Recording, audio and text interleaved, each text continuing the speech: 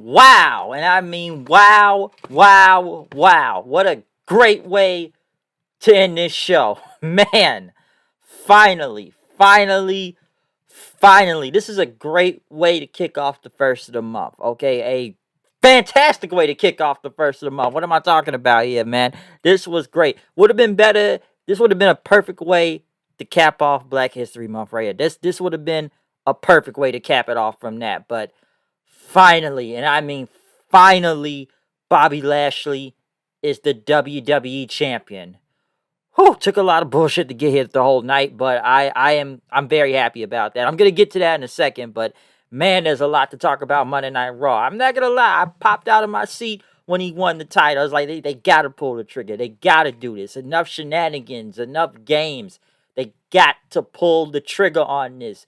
There was no way out of this, man. It was either that or gonna be at the pay-per-view, but just all this crazy stuff going throughout the whole night. This guy had to go walk away with this title tonight, some way, somehow, and it happened. Okay, so man, March 1st, folks, remember that date. Remember that date, because man, it's a lot to talk about Monday Night Raw tonight. Like I said before, man, it's probably one of the most exciting endings I've seen in a while on Monday Night Raw. So this made me jump out of my seat and very happy of who the new WWE champion is right now. So this was a great ending. So we're going to talk about a lot about Raw tonight, okay? So let's do this thing right here. First off, kicking off the show with Drew McIntyre. And, it's basically saying it's been a bitch of a month. It, started with Sheamus betraying him. He doesn't really understand why. But, we're going to go to war and whatnot. And he talked about how he won the Elimination Chamber, but then got attacked by Bobby Lashley and Miz cash in the Money in the Bank, become the WWE Champion. Which, that's all everybody. The flipping Miz won the title. And as Drew basically looked at the WrestleMania sign, basically say he's got a clear vision of what's going to happen. He's going to regain his WWE Championship in main event WrestleMania. He wanted the title back at the Performance Center, and he defended it week in and week out. And, he's going to do that again because whoever wins with Miz and Lashley, they got a target on their back. But first, it's time to focus on Sheamus. Miz and Morrison came out then. Miz wanted a proper introduction, so he had more pyro with him in his entrance. And basically, he is handling his business with class and dignity, which, a former WWE champion should. And basically, McIntyre says, why don't you get in the ring so I give you a big hug? And Miz says, listen, I know I'm not in your good list right now or high list. But tonight I have to, got to make a deal with Lashley. And now, Lashley has his title match. And why would you get a title shot to begin with? And, you could be more deserving and whatnot. And we call ourselves the 3 Amigos, basically. Like 3MB or something, Morrison said. But MVP came out and told Miz and Morrison, like, tonight, this title match is happening. And it's going to happen in the next hour, all right, at 8 o'clock. So you better be ready. But as MVP walked away, Miz, told McIntyre that, Lashley's a menace. And, he's trying to sell the idea of them meeting at WrestleMania, both of them. And Sheamus came out then saying, I don't care what's going on. I want McIntyre. Next thing you know, McIntyre and Sheamus ended up brawling with each other as the referees. They threw some bad-looking punches, by the way. My co-host said that before they started off this match. This was a great match to kick off the show. Both of these guys really good. About 20 minutes out there. I enjoyed this. They beat the hell out of each other. I love the finish, though. At first, I thought the Claymore kick was botched, but I'm looking back at the replay. That was a clean-looking Claymore kick. It's like his knee was so bent, it didn't look like he kicked him when Sheamus was going in for the bro kick. So, I was surprised that he really did connect that move. So that was cold. And Drew and Sheamus had a stare down then. So this was great. I'm surprised they didn't use this for a pay-per-view match, but I guess I gave you pay-per-view quality match on Raw tonight. So that was great. I did enjoy this. Next, Nia Jax went against Naomi. Nia Jax dominated on basically a squash match, all right? But given they have to go against Dakota Kai and Gonzalez, Raquel Gonzalez this Wednesday, they got to look strong and whatnot. Even, if it's against Naomi and everything. So, got to make her look strong right here. Next thing you know, Bobby Lashley came out, which is the first attempt tonight. But as Miz's music hit, he never came out. Basically, Miz was in the back, hunched over, talking about he was cramping up and whatnot. Lashley kept looking on, and Miz told Adam Pearce, I need more time. Lashley showed up and grabbed him, basically saying, like, this match is going to happen, and I'm going to beat your ass for that title. tonight. He pushed Miz to the ground, and Morrison tried to help him up. So we got to wait another hour tonight. So we got delay. Next, Braun Strowman came out complaining about Shane McMahon and Adam Pearce, and they have something against him, why he couldn't be in the Elimination Chamber match. You know, I'm not a former WWE champion. Well, that is true. But Shane and Pierce came out, and we're not laughing at you and whatnot. Listen, I took an MBA course, and it's courses in conflict management. Obviously, Strowman can't get that in his head, as Shane McMahon said. Obviously, it's going to lead into the Shane McMahon and Strowman match at WrestleMania. I don't think anybody wants to see that, but I wouldn't be mad if Shane McMahon goes over for some reason. Shane basically told Strowman, like, tonight, you're going to be in a tag match. You're not going to be near the WWE title, all right? So we're going to clear this whole conflict with management right now. You need to work with management. So tonight, you're going to tag with Adam Pearce for a shot at the Raw Tag Team titles. So, yeah, that's what's going on right here. So, hey, Adam Pearce, the guy's been in the ring before. They could win those titles. Strowman, listen, the guy won it with an 8-year-old kid, Nicholas, right there. So this fits right up his alley. This can help him. But, Shane basically trying to screw over Strowman here. Who's the face in this again? Like, I really don't know. Which they did go against the Hurt Business. Strowman dominated, but Shane got an apron, tagging in Pierce, and what told Adam Pearce to tag in and whatnot, which he got in, and Shelton Benjamin rolled him up for the win. Strowman got pissed off again, and this, I'm gonna wreck this place. This is all on your hands and whatnot. So yeah, I don't really want to see this match at WrestleMania, but it's gonna happen, folks. Damian Priest and Bad Bunny were in the back as Elias and Jackson Riker showed up. Basically, I guess he tried to get in on his music, which Bad Bunny said no. We then got Priest versus Elias, which a match that went way too long in my opinion. I'm surprised it lasted this long for 15 minutes against Elias. It should have been under 5 minutes, but this went nearly 15 minutes for some reason. And they did change the name of Priest's finisher to Hit the Lights. Since we already have a Reckoning, which is in Retribution, I guess they didn't want 2 Reckonings on Monday Night Raw. Hit the Lights don't sound that bad, though, but I still would have kept, the Reckoning. Next, as the clock went down again, we're getting minutes away for this match. Oh, let's go to Randy Orton, folks. Let's go to this bullshit, okay? So Randy Orton's getting interviewed by Caleb Braxton. Talking about the bizarre events that's been going on. Did a whole Fiend, Alexa Bliss, and Orton blamed Bliss and everything until Bliss showed up on the screen with another one of these pentagrams in a box. And it was this dark room with Randy Orton in a hood, taking it off, saying you're going to come face to face with everything you've done. Next thing you know, the Randy Orton on the screen laughed, and Orton just started choking, coughing up tea or coffee or whatever black goop they had again.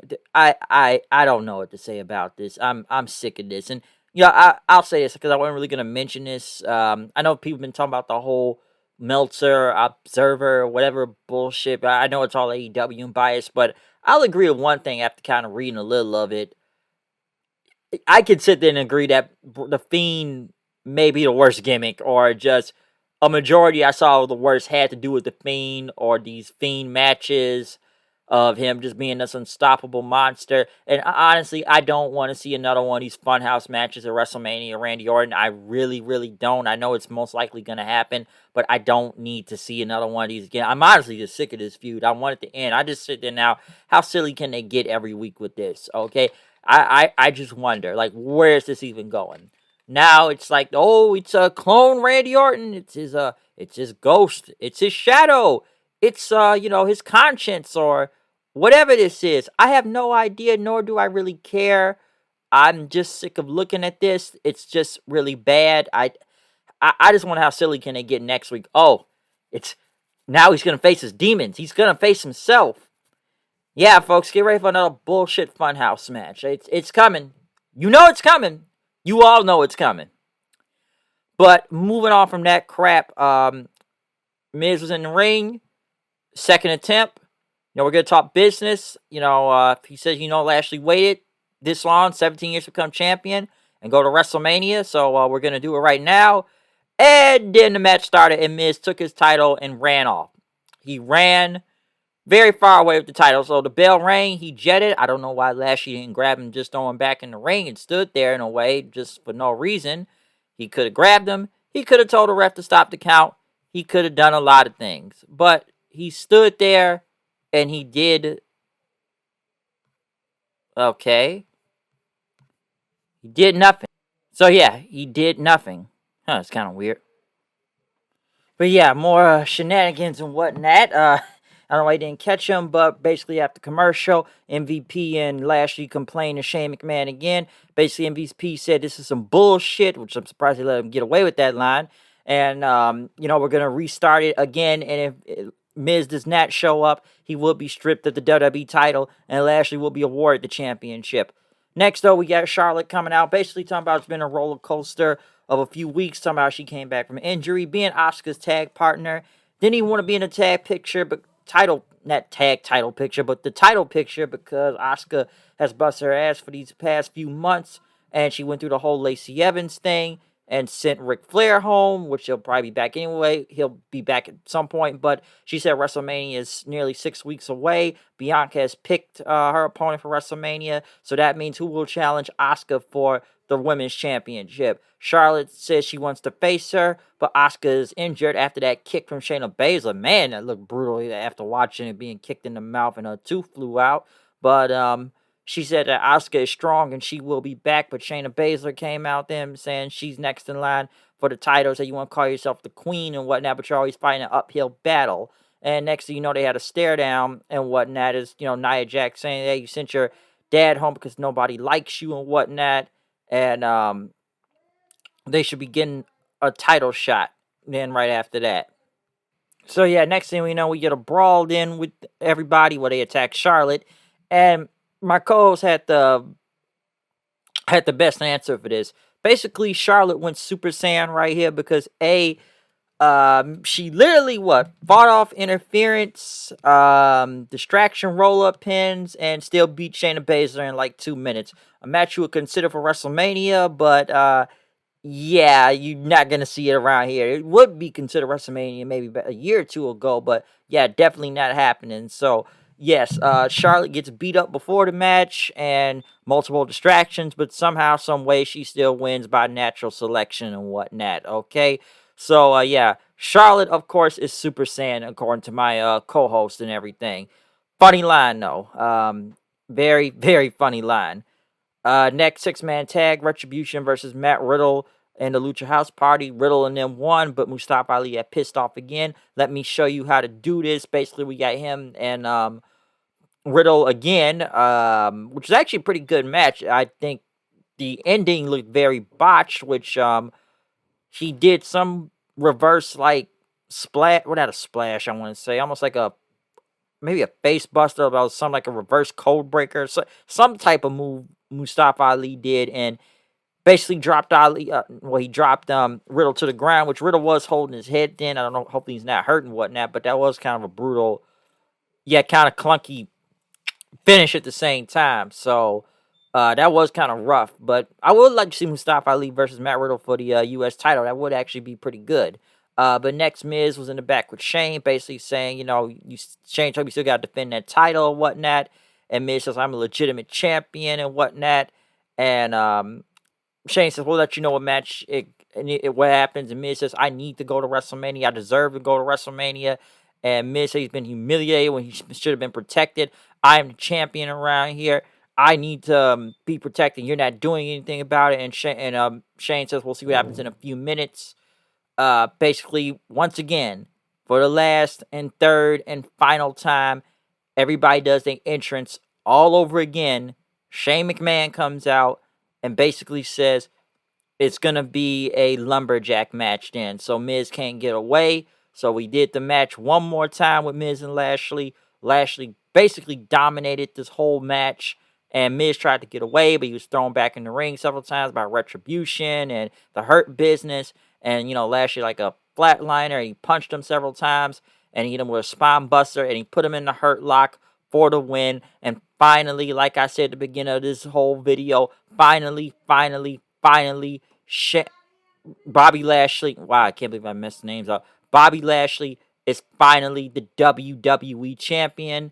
He celebrated with MVP. He put Miz back in the Hurt Lock one more time. So Bobby Lashley is going to WrestleMania, and hopefully he goes all the way to WrestleMania as the WWE champion. I gotta say, it's a full circle thing when you think about it. I have watched Bobby Lashley since the year 2007, or did he debut in? Was it debut in five? I think he debuted in 2006 in WWE, if I remember, but I've seen him from ECW champion to fighting scene at the Great American Bash for the WWE championship, from him showing up in TNA the first time when it really wasn't good, and he left for a while from wrestling. He only stayed in MMA, which the guy is really good at MMA too, but I remember him returning back to TNA in the year 2014. And yeah, it took time. People have always said Lashley was always boring and just some big dude. But when you look back from his TNA work from a few years ago before he came back to WWE, I think that was some of his best work at the time. He was a dominant, he was a monster. Yeah, he's not the best on the microphone, but I think he got better at the time, which is kind of funny because MVP and him was a team at the time too when he was the TNA champion. So you have to give MVP credit in a lot of this too. He saved this motherfucker's career damn near numerous times. And this is another time he has saved this man's career and brought him from obscurity, okay? Like I said, this man was a motherfucking beast in TNA. He damn near won every title. And yeah, people want to go sit there, oh, it's just TNA. Nah, it counts, okay? Go look at his work. You will be highly impressed. That was almost the best version of him to what we have right now too. Because I was worried when he went back to WWE. We saw a lot of bull crap. We saw the whole Sami Zayn thing. And yes, they would look like they were going some when he beat Roman, but Roman got his win back the next night.